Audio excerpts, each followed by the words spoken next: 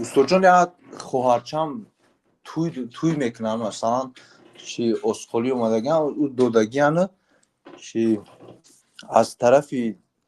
بچه دار میگه که در رستوران ما توی میکنیم سر استول میکنیم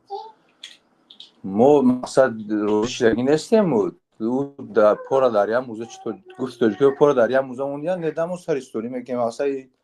نکنیم پیشی خشت آورد ای بیزو ای تگدالی مقصد اصول امیره دو دیان بعد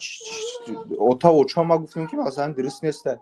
یا بگردونیم میگه اوجه قلچی رو آوردیم مثلا قلینگ آوردن اوجه دیگه عیب میشه و سری سولی درست نیسته بوجه موزیکه میشه و در همیشه چی گفته این شما استاد؟ نشان دادن بدن زن برای مردهای بیگانه اجازت نیست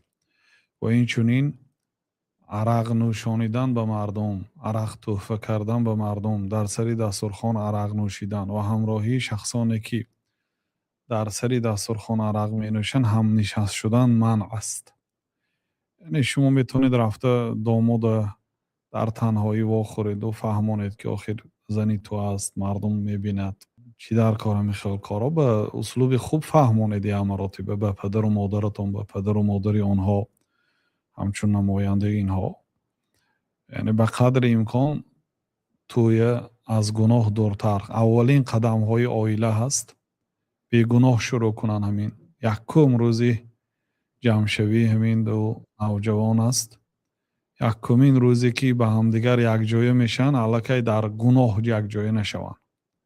در کار خیر جمع شوند توی اصلش خیر است نکاح خیر است سنت پیغمبرها هست